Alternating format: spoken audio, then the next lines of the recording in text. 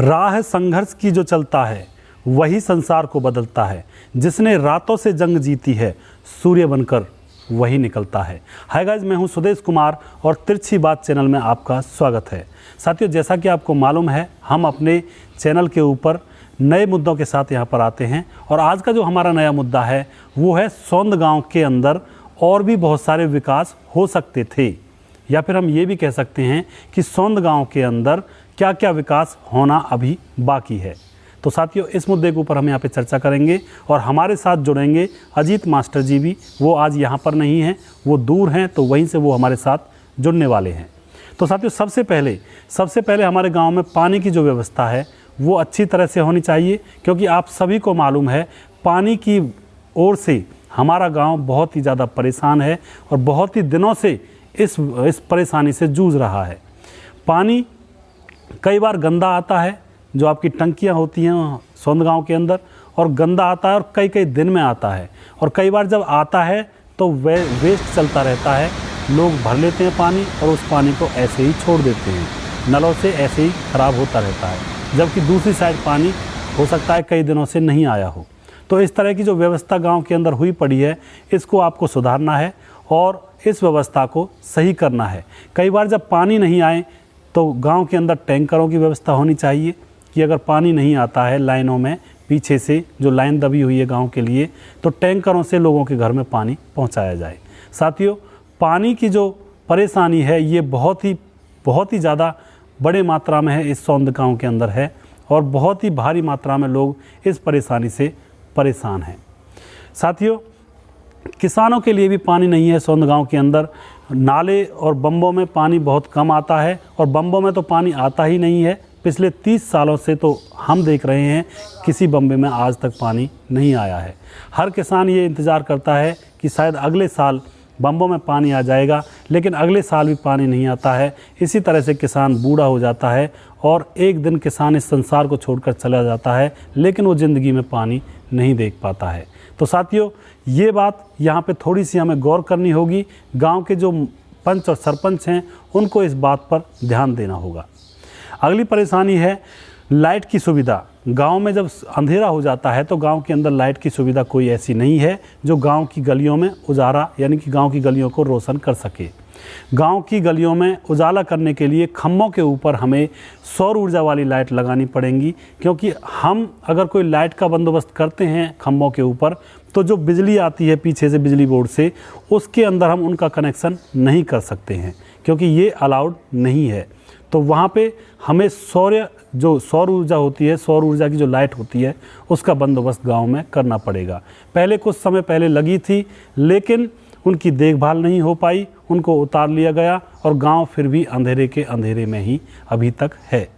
तो सौर ऊर्जा की जो लाइट होती है वो हर खंभे पर लगनी चाहिए। ये गांव को रोशन करेगी और गांव को अच्छा बनाएगी और लोगों को रास्ता चलने में परेशानी नहीं होगी। अगली समस्या है फिरकी।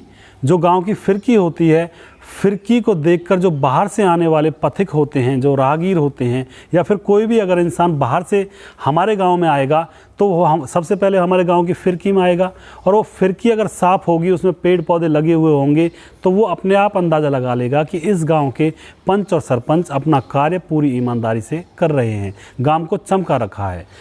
दोस्तों, अगर आप गाँव के अंदर कितनी भी सुविधा उपलब्ध करा लो या गांव के अंदर कितनी भी तरक्की कर लो, लेकिन अगर बाहर का आदमी हमारे गांव के पास आता है तो वो फिरकी को ही देखेगा, बाहर से ही देखेगा और अंदाज़ा लगाएगा कि इस गांव के पंच और सरपंच इस गांव को कितना योगदान देते हैं और इस गांव की तरक्की में कैसा कदम उठाते हैं। तो गांव की जो फिरकी होती है वो शान होती है गांव की, तो वो फिरकी पूरी पक्की होनी चाहिए और साफ़ होनी चाहिए, और फिरकी में छायादार वृक्ष होने चाहिए, जिससे कि गांव हरा भरा दिखे और दूर से ही गांव मनमोहक लगे। तो ये बहुत ही ज़रूरी है, जिससे कि हम दूसरे गांव के सामने, दूसरे गांव के लोग जब हमारे गांव में आएँ तो उनको लगे कि हमारा गांव एकदम से साफ़ सुथरा है। और इसमें आप ही लोगों की पहचान है, जो भी पंच और सरपंच हैं गांव के, उनकी ही पहचान है कि उनको जो बाहर के आने वाले लोग हैं उनको वो अच्छा समझेंगे और उनके बारे में उनके विचार अच्छे होंगे कि वो पंच और सरपंच अपना काम सौंद गांव के अंदर अच्छा करते हैं। और साथियों, एक बात मैं बीच में रोककर आपको बता देना चाहता हूँ, मेरी भांजी हैं पायल जाखड़, जो YouTube के ऊपर बहुत ही अच्छी तरह से मैथ की क्लास देती हैं, जो पहली क्लास से लेकर और MSc क्लास तक वो YouTube पे मैथ की क्लास डालने वाली हैं और बहुत सारे सब्जेक्ट्स की क्लास डालने वाली हैं। वो खुद अभी 8वीं क्लास में पढ़ती हैं और उन्होंने अभी 8वीं और 10वीं का मैथ YouTube के ऊपर कराया हुआ है और बच्चों को पढ़ा रही हैं। साथियों, आप अपने बच्चों को दिखाइए उस चैनल को, जिससे कि आपके बच्चे भी कुछ करने का उनके अंदर कोई हुनर बने और वो भी सोचें कि हम भी पायल दीदी के जैसा बन सकें। तो साथियों, आज मैं आपकी बात करा देता हूँ पायल से, जो कि मेरी भांजी हैं, पलवल से हैं। तो उनसे हम बात करते हैं। पायल बेटी। फ्रेंड्स, माय नेम इज पायल जाखड़। मैं क्लास 8 में पढ़ती हूँ और मैंने अपने चैनल पे क्लास 8 का सिलेबस सारा डाल चुकी हूँ और अब मैं 10th का कंटिन्यू कर रही हूँ। मेरे चैनल का नाम मैथ्स क्लास विद पायल है और मैं अपने चैनल पे 0 से लेके MSc तक BSc तक सारा मैथ डालूंगी। अगर आपको मेरे से जुड़ना है तो मेरे चैनल को सब्सक्राइब करें, लाइक करें एंड शेयर करें। थैंक। तो इन्होंने अपनी बात बताई और मैं भी आपसे उम्मीद करता हूं कि इनके चैनल को फॉलो करिए, चैनल को सब्सक्राइब करिए। कोमल सक्सेस पॉइंट नाम से,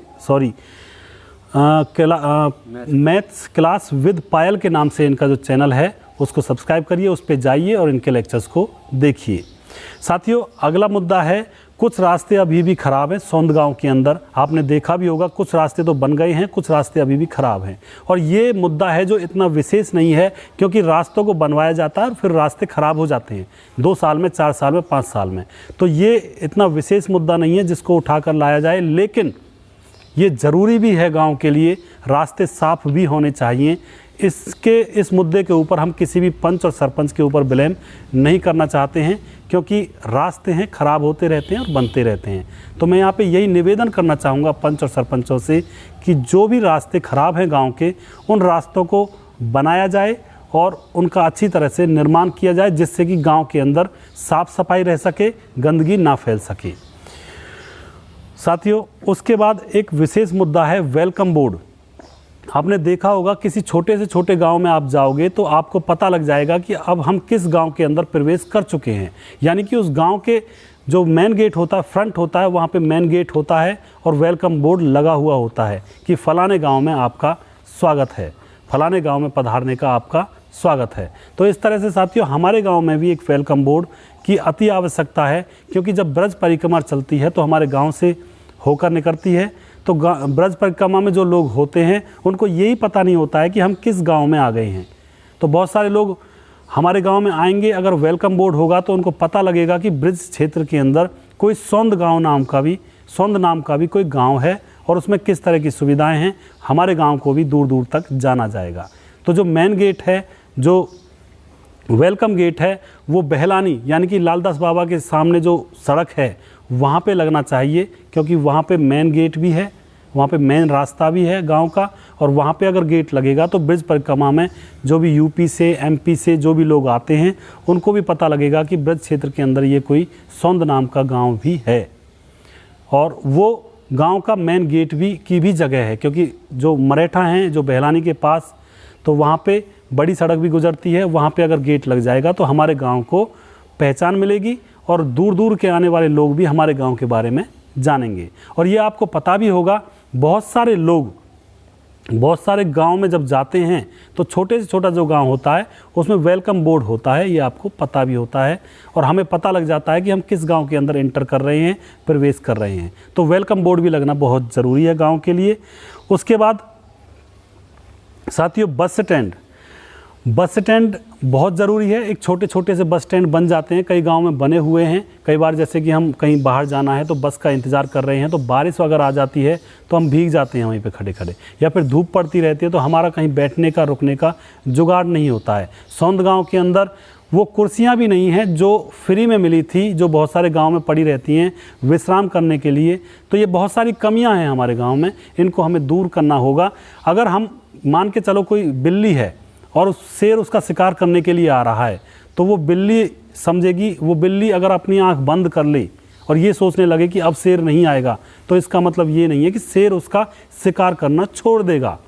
बिल्ली की तरह आंखें बंद करना बंद कीजिए। गांव की तरक्की में और भलाई में अपना प्रयास कीजिए। मैं सभी से कहना चाहता हूं, गांव की जनता से भी कहना चाहता हूं कि अपना पूरा योगदान अपने गांव की तरक्की में और भलाई में दें। तो बस स्टैंड छोटे छोटे से बनने चाहिए, एक तो कमेटी पर, और एक जो आसिया वाला अड्डा जिन्हें बोला जाता है वहाँ पे एक छोटा सा एक छाया का बंदोबस्त होना चाहिए, जिससे कि गांव की शान बने, गांव को लोगों के सामने हम रिप्रेजेंट कर सकें कि हमारा गांव भी देखो तरक्की कर रहा है। तो साथियों, हमारे साथ अजीत मास्टर जी भी हैं और ये भी कुछ बोलना चाहेंगे इन विशेष मुद्दों के ऊपर। तो अजीत मास्टर जी, आप भी कुछ बोलना चाहोगे? बोलिए। राम राम। होई यही सोई जो राम रचि राखा, को कर तरक बढ़ावे शाखा। तो मास्टर जी, सुदेश जी, आपने जो बात कही है बहुत ही अच्छी कही है जी। और ये जो बातें हैं हर आदमी को इनके बारे में सोचना चाहिए और हमें जागरूक होना चाहिए अपने प्रति, अपने समाज के प्रति, अपने जिम्मेदारी के प्रति।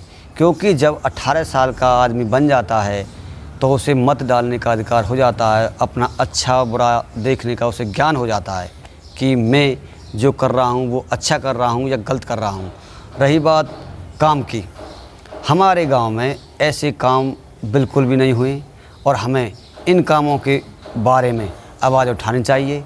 अपने मेंबर, पंच और सरपंच सबसे इन बात को कहनी चाहिए कि जो ये अधूरे काम है, बिजली पानी की समस्याएं, इनके बारे में उन्हें अवगत कराना चाहिए। कैंडिडेट जो होता है, सरपंच जो जीतता है, ये नहीं है कि एक ही सरपंच जीतता है, इलेक्शन लड़ता है, बहुत सारे सरपंच लड़ते हैं। वो जब तक तो पैसे जेब से लगाएंगे, जब उनका गर्ज पड़ती है, बनने के बाद वही सरपंच है मैं ना हूँ। काम करेंगे, अपने नियत करेंगे, अपने कोटा न भरेंगे, जब तक वोट मांगेंगे जी मैं ध्यान रखियो जी, मैं वोट पर ठहरे हूँ जी, अब का देख लियो न देख लियो, लेकिन बनने के बाद बिल्कुल भूल जाएं। और रामायण में भी एक दोहा है, ऐसा को जग माँ जग नाही, प्रोता पाई ताही मदनाई। कि ये सारे भेड़िया हैं, एंड टाइम पर करेंगे जी, मुँह आपका देख लियो, न्यो कर लियो, न्यो कर लियो, लास्ट में आके बनने पीछे अभिमान इतना है जाए कि मतलब ये है कि आदमी तो आदमी कहना भूल जाएं। तो ये जो काम है गुरुजी ने बताई, बिजली, लाइट, पानी, इनके बारे में हर आदमी को सोचना चाहिए, जिम्मेदारी उठानी चाहिए, अपील करनी चाहिए और हर गांव में ये काम होने चाहिए। हमारे गांव से नहीं, जितने भी ये वीडियो देख रहे हैं उनके हर गांव में कैंडिडेट होगा, सरपंच होगा, मेंबर होगा, हर बच्चा जो 18 साल से ऊपर है उसे सामाजिक कार्यों में भाग लेना चाहिए और लोगों की ऐसी टीम होनी चाहिए, हर कोने से, गांव के कोने कोने से टीम होनी चाहिए, उसमें ये काम होने चाहिए। तो सुदेश जी, आप देखिए जी इसमें। तो बहुत ही अच्छी बात कही अजीत मास्टर जी ने, बिल्कुल सही कहा। साथियों, ध्यान देना चाहिए पंच सरपंचों को भी और हमें भी ध्यान देना चाहिए, हमें भी प्रयास करना है, तभी जाकर हमारा गांव तरक्की की राह पर चल सकता है। अगली परेशानी है, गांव में जब बच्चे सुबह सुबह रेस करते हैं तो उनके लिए कोई ट्रैक की व्यवस्था नहीं है। आपको पता भी होगा, कई बार एक्सीडेंट या दुर्घटना हो जाती है उन बच्चों के लिए जो सुबह सुबह रेस लगाते हैं, व्यायाम करते हैं फौज और पुलिस की भर्ती करने के लिए, लेकिन कई बार परेशानी हो जाती है, कई बार दिक्कत हो जाती है, कई बार कोई दुर्घटना हो जाती है, तो उन बच्चों के लिए ट्रैक की व्यवस्था होनी चाहिए गांव के अंदर, जो कि अभी तक नहीं है। दूसरी बात, व्यायामशाला होनी चाहिए, व्यायाम करने के लिए एक व्यायामशाला का जुगाड़ होना चाहिए। तीसरी बात, एक स्टेडियम होना चाहिए। इतना बड़ा गांव है, इसमें एक स्टेडियम भी नहीं है। कुश्ती होती है, कबड्डी होती हैं और बहुत सारे खेल होते हैं, तो स्टेडियम की व्यवस्था भी हमारे गाँव में होनी चाहिए, जो कि बहुत ही ज़रूरी है और बहुत ही इम्पोर्टेंट है। अगली बात आती है बारात घर की। साथियों, बारात घर हमारे गांव में 4-5 हैं, आपको मालूम भी होगा। अगर बारात घर नहीं भी बनाया जाता है तो इससे कोई परेशानी नहीं होती है। अगर गरीब माँ बाप अपने बच्चों की शादी करते हैं और पंचायत अगर उसमें योगदान देना चाहती है, तो जो प्राइवेट बारात घर हैं इनमें जब वो शादी करवाएं तो उनका जो किराया होता है उस किराए को भी भर सकती है पंचायत। यहाँ पे इस तरह से मदद गरीब लोगों की पंचायत कर सकती है। बारात घर की ज़्यादा मैंडेटरी बारात घर यहाँ पे नहीं है, क्योंकि जगह काफ़ी है और 4 से लेकर 5 बारात घर ऑलरेडी सौंद गांव के अंदर हैं। तो बस मन होना चाहिए पंचायत का मदद करने का, तो वो तो यहाँ पे भी की जा सकती है। बारात घर को बनाने में पैसा वेस्ट जाएगा और बैंड हो जाएगा एक तरह से पैसा, जबकि ज़रूरत इतनी ज़्यादा नहीं है। अगर पंचायत को मदद करनी है तो पंचायत अगर मदद करना चाहती है तो उन बारात घरों में जो किराया होता है वो किराया पंचायत खुद अपनी तरफ से दे सकती है और कुछ और भी योगदान बच्ची की शादी के लिए कर सकती है। अगली बार ये आती है छोटे छोटे पार्क गांव के अंदर। आपने देखा होगा शहरों में छोटे छोटे पार्क होते हैं कॉलोनियों के बीच में, उनसे उस शहर की सुंदरता बढ़ती है, बहुत ही अच्छा वो शहर लगता है, वो कॉलोनियाँ लगती हैं।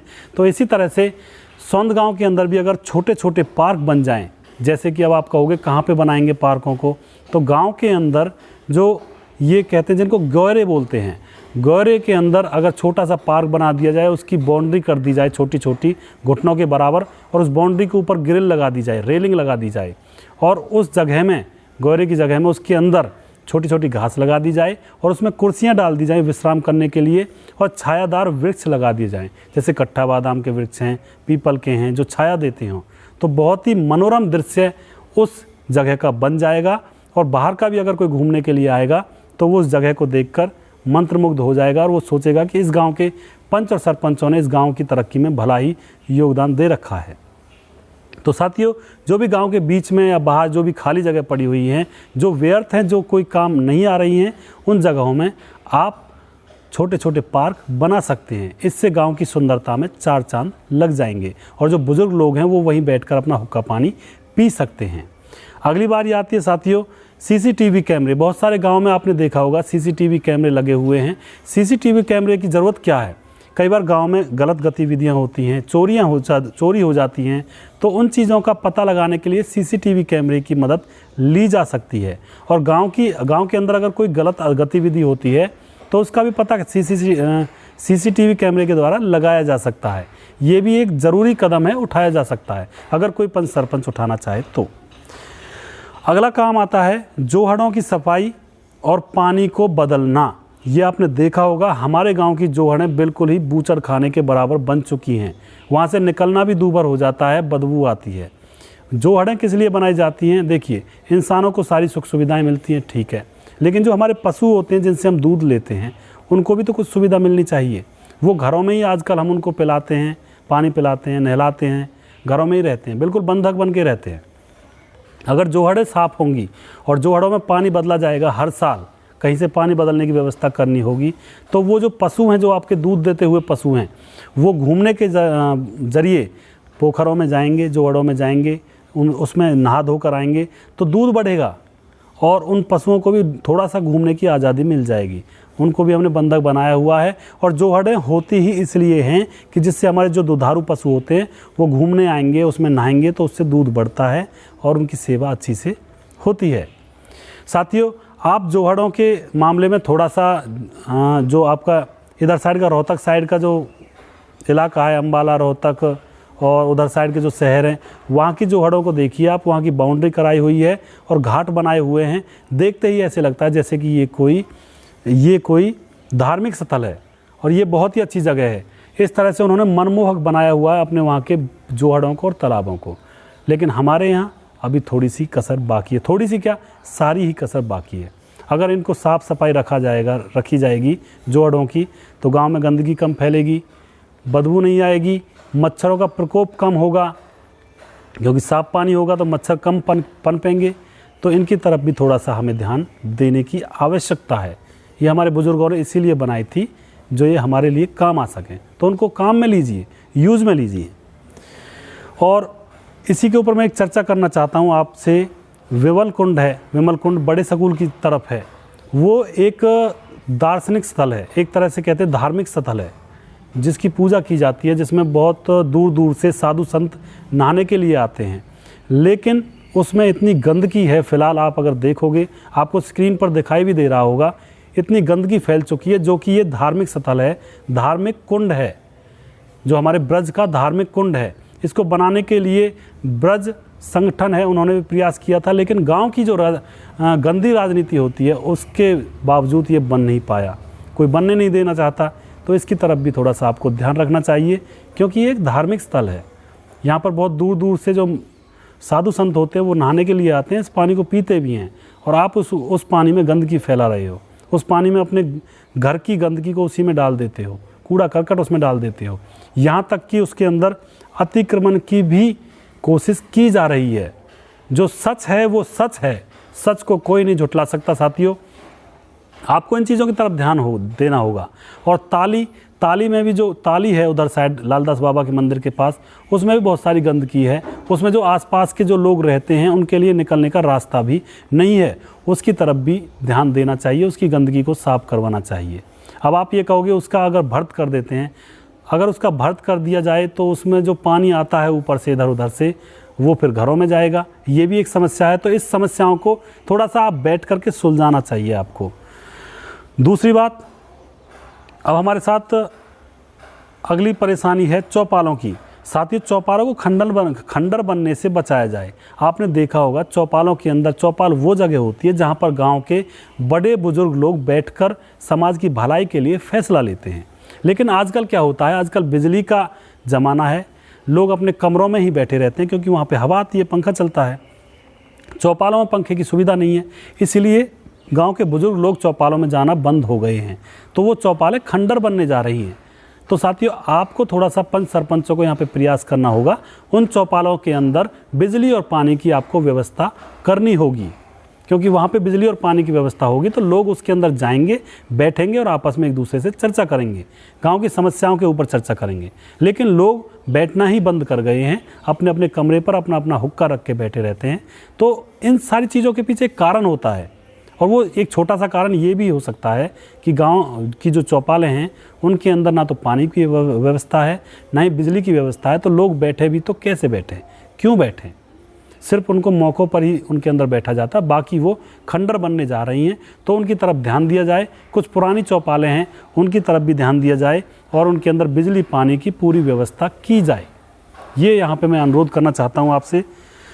साथियों, चौपालों के अंदर अच्छी व्यवस्था आपको करनी है, बिजली पानी की व्यवस्था करनी है, अच्छी तरह से मेंटेन करना है, और ये सारे काम बहुत ज़रूरी हैं। अब हमारे साथ जुड़ते हैं अजीत मास्टर जी, उनसे भी बात कर लेते हैं, उनका इस मुद्दे के ऊपर क्या कहना है, उनके क्या विचार हैं, उनसे भी बात कर लेते हैं।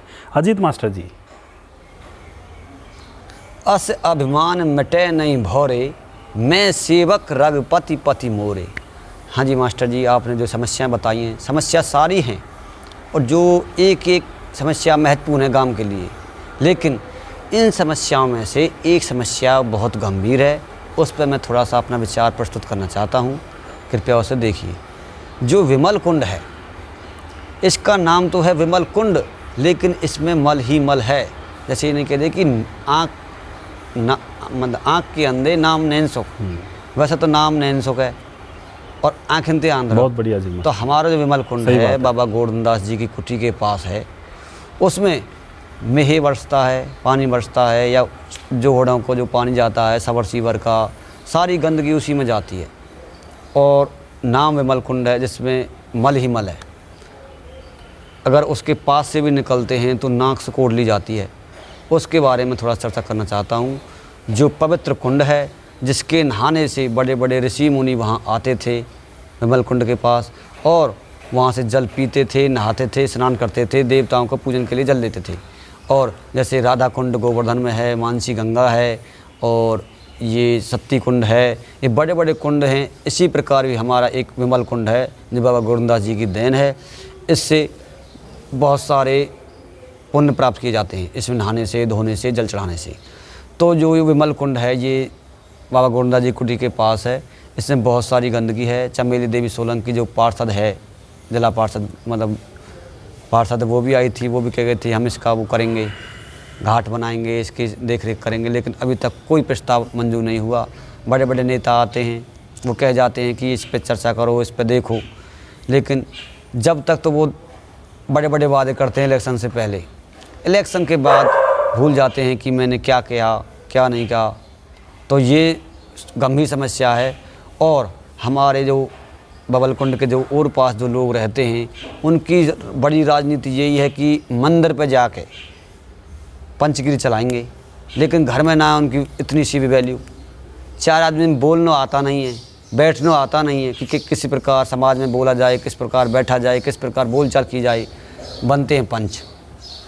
10 रुपये देने के लिए नहीं है, मंदिर में दान देने के लिए हिसाब लेंगे करोड़ों का, कि जैसे कि मंदिर पे भाई अभ्यागत स्थान है, कुछ आ जाता है ठीक है, नहीं तो कोई बात नहीं है, लेकिन हिसाब लेंगे पाई का।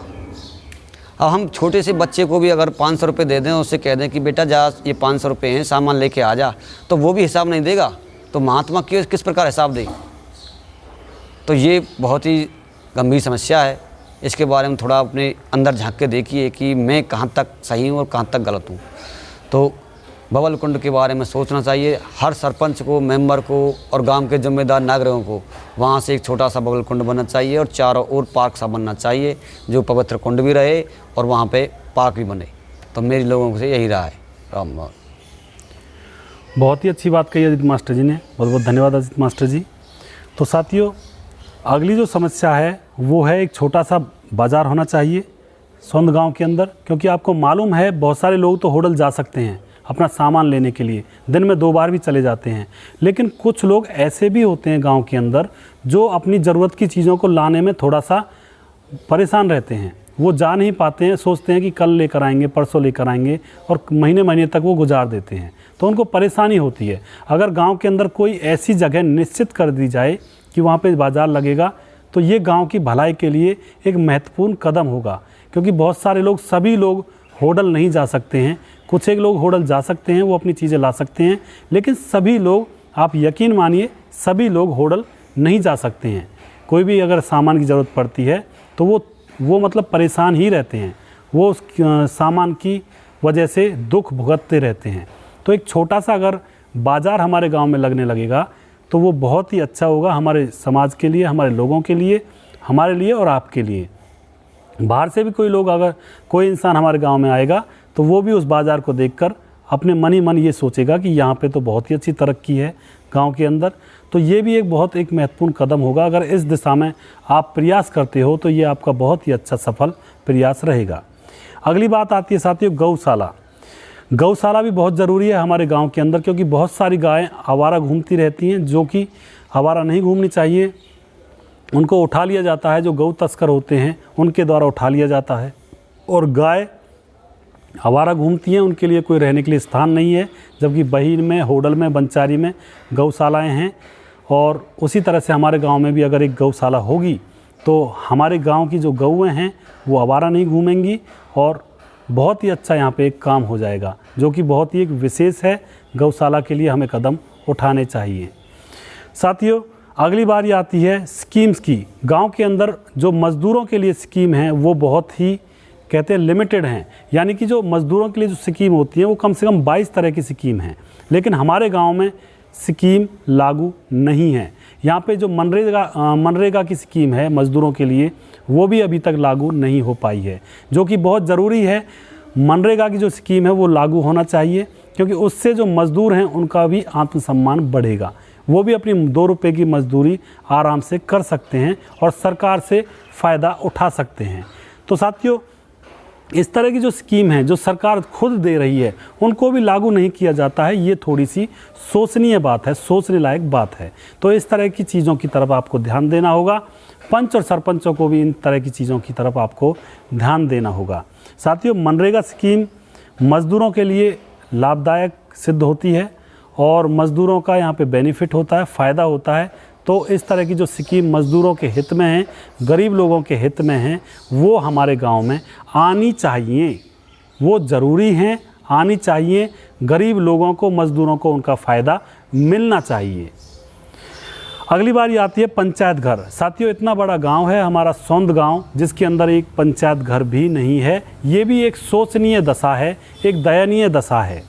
अगर हम इन छोटे छोटे कामों को भी नहीं करेंगे तो ये बहुत ही एक गलत बात है। जबकि पंच और सरपंचों को चुना जाता है, गांव का मार्गदर्शन किया जाए, लेकिन गांव का मार्गदर्शन करने की बजाय वो अपना समय, जो राजनीति का 5 साल उनको मिलता है, वो वैसे ही गुजार देते हैं और अच्छी तरह से अपने कार्यों पर खरे नहीं उतर पाते हैं। तो ज़रूरत है गांव की राजनीति को बदलने की। मैं ये नहीं कहता कि मैं किसी पंच और सरपंच के खिलाफ़ नहीं हूँ, मैं लेकिन उन चीज़ों के खिलाफ़ ज़रूर हूँ जो पंच और सरपंच बनने के बाद भी अपने फ़र्ज़ को नहीं निभा पाते हैं। उन चीज़ों के मैं खिलाफ़ ज़रूर हूँ। मैं किसी एक पंच और सरपंच के ऊपर ब्लेम नहीं कर रहा हूँ, क्योंकि आज़ादी के बाद बहुत सारे पंच और सरपंच हमारे गांव में हुए हैं। तो उन सबका ही यहाँ पे दोष है, थोड़ा थोड़ा सबका ही दोष है। किसी ने भी इन चीज़ों के बारे में आवाज़ नहीं उठाई, ना ही इन चीज़ों के बारे में सोचा, ना ही इस तरह के काम करवाने के लिए पंच और सरपंच आगे आए। पंच और सरपंचों पर सिर्फ और सिर्फ नालियों और रास्तों के मुद्दे रहे हैं और वो भी पूरे नहीं हो पाए हैं, कहीं कहीं वो भी अधूरे हैं। तो मैं यहाँ पर हाथ जोड़कर रिक्वेस्ट करना चाहता हूँ कि गांव की तरक्की में बाधक ना बने, गांव को आगे बढ़ाएं और गांव को एक ऊंचे दर्जे के लेवल पर लेकर जाएं। गांव के अंदर रास्ते बनते हैं, वो कई बार खोद के नहीं बनाए जाते हैं, उनके ऊपर ही रास्ते बना दिए जाते हैं। तो वहाँ पे किसका नुकसान होता है? जो गरीब लोग होते हैं, जिनके घर नीचे पड़ जाते हैं, उनका नुकसान होता है। आप भी बताइए थोड़ा सा, गरीब लोगों के घर बार बार नहीं बनाए जाते हैं, सपनों के महल होते हैं, ये ज़िंदगी में एक आध बार ही बनाने का मौका मिलता है। और आप क्या करते हो? आप रास्तों को ऊपर बना के, ऊंचा बना के उनके सपनों के महल को नीचा खाई में डाल देते हो। ये भी एक गलत बात है। आपको रास्ते बनवाने हैं तो उनको खोदिए और फिर उसके ऊपर फिर रास्ते बनवाइए। आप किसी से दुश्मनी मत निकालिए। ये तो एक तरह से दुश्मनी निकालने वाली बात हो गई कि किसी रास्ते को ऊंचा बनवाना है हमें। तो सारे रास्तों का एक इस तरह से हिसाब किताब बनाया जाए कि उनको खोद करके दोबारा से सीमेंटेड बनवाया जाए। इससे क्या होगा? इससे आपके जो गरीब लोग हैं, आपकी जो गरीब जनता है, वो आपको बद्दुआएं नहीं देगी, कोसेगी नहीं। और अगर आप रास्ते को ऊपर उठा के बनवाते हो तो आपको वो गरीब लोग बद्दुआएं देंगे, उनके घर में पानी भरेगा, जब बारिश होगी तो वो आपको ही कोसेंगे, ऐसा कैसा रास्ता बनवा दिया। तो साथियों, ये कुछ समस्याएं हैं और अजीत मास्टर जी भी कुछ यहाँ पे कहना चाहते हैं, उनको भी हम एक बार और ले लेते हैं लाइन पे। तो अजीत मास्टर जी, आप भी कुछ और भी कुछ कहना चाहोगे? आप भी बताइए कुछ, बोलिए। सिया राम में सब जग जानी, करहु प्रणाम जोर जुग पानी। तो गुरुजी ने बताई बहुत सी समस्या गांव के लिए हैं। तो इसमें से जैसे कि बताई थी कि परमठ और पिल्सन ये नाजायज़ हैं जो बांधे जा रहे हैं।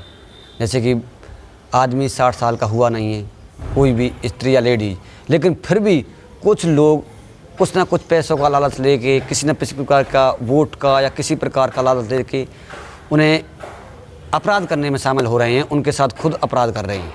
बिजली चोरी की जा रही है, लंगर डाले जा रहे हैं, और तो और कि जो पीला परमठ होता है, जो हमारे बहुत से भाई ऐसे हैं कि जो धन से सब चीज़ से संपन्न हैं, लेकिन फिर भी पीला परमठ बनवा रहे हैं, गुलाबी परमठ बनवा रहे हैं और पिल्सन नाजायज़ होते हुए भी ले रहे हैं, ले दे के काम करवा रहे हैं। भाई 4000 ले ले, 5000 लेके, लेकिन हम गड्ढा अपने लिए खोद रहे हैं, किसी के लिए नहीं है। और ये बात हमें जागरूकता के साथ उठानी चाहिए।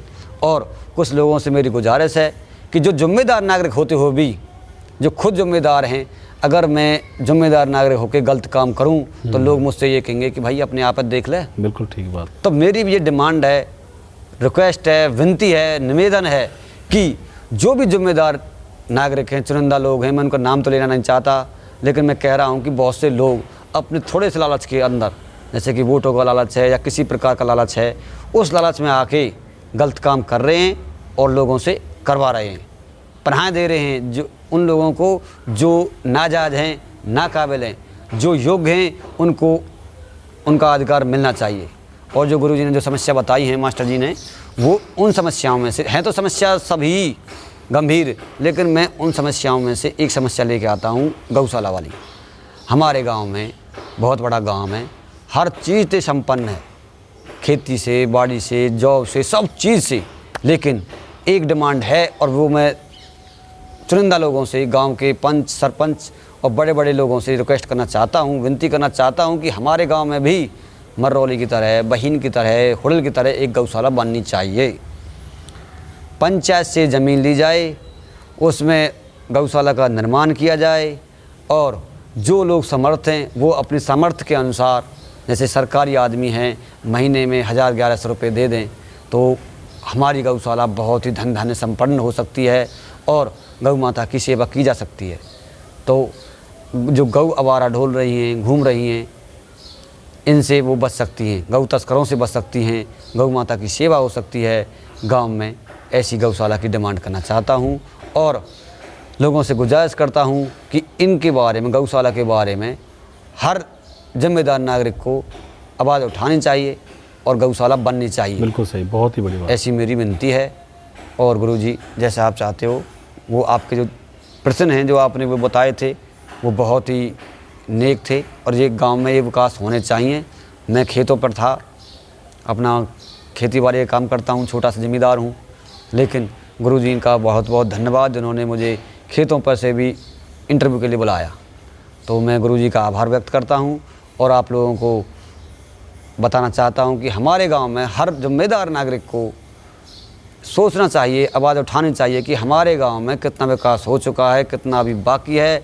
हर जिम्मेदार नागरिक को आवाज़ उठानी चाहिए, सोचना चाहिए और बड़े बड़े लोगों के साथ कंधे से कंधे मिलाकर चलना चाहिए। जय लाल दास बाबा की। बहुत ही अच्छी बात कही अजीत मास्टर जी ने और इस बात का मैं भी समर्थन करता हूँ। बहुत ही एक अच्छे नज़रिए से समझाया आपको। साथियों, कई बार क्या होता है कि बहुत सारे लोग कुछ वोटों की खातिर, कुछ वोट मांगने के लिए कुछ उल्टे सीधे काम करते हैं जनता के साथ। वो चाहते हैं कि हम कोई भी काम करें, जैसे कि राशन कार्ड बनवाना है और कोई पेंशन वेंशन बनवानी है, राशन कार्ड उनका बनवाना है जो समर्थ हैं और पेंशन बनवानी है उनकी जो अभी लेने लायक नहीं हुए हैं। ये काम किस लिए किए जाते हैं? ये काम सिर्फ़ और सिर्फ वोट प्राप्त करने के लिए किए जाते हैं और जबकि ये काम गलत हैं। अगर इस तरह से आप काम करते हो, समाज का नेतृत्व करते हो, इस तरह से समाज में आप अपने काम करते हो, तो आप कल को समाज का नेतृत्व कैसे कर पाओगे? ये थोड़ी सी सोचने की बात है। इसमें हम किसी एक विशेष पंच सरपंच के ऊपर ब्लेम या आरोप नहीं लगा रहे हैं। ज़्यादातर हमारे गांव में नहीं है, बहुत सारे गांव में भी ये काम होते हैं। जब इलेक्शन आते हैं तो इलेक्शन में जो भी हमारे पंच सरपंच होते हैं गांव के और दूसरे गांव के भी, वो क्या करते हैं, लोगों की सहानुभूति पाने के लिए, वोट पाने के लिए, जिससे कि ये हमें अपनी वोट दे, उसके उल्टे सीधे कामों को करवाते हैं। जिनके राशन कार्ड बनने नहीं चाहिए, जो योग्य हैं, जो कमा रहे हैं, जिनके पास साधन हैं कमाई के, उनके राशन कार्ड बनवा देंगे। किस लिए? जिससे कि वो उनको वोट दें। और जिस इंसान की पेंशन बनने का भी टाइम नहीं हुआ है, उससे पैसे लेके उनकी पेंशन बनवाई जाती है। किस लिए? जिससे कि वो उसको पंच और सरपंच को वोट दें। तो ये कहाँ तक सही है, ये मैं आपके ऊपर छोड़ता हूँ, आप सभी लोगों के ऊपर छोड़ता हूँ। जनता फैसला करेगी इस चीज़ का। तो ये कहाँ तक सही है, किन किन मायनों में आप इन चीज़ों को सही मानते हो? अगर काम करवाने हैं तो गांव की भलाई के लिए काम करवाइए, तरक्की के लिए काम करवाइए।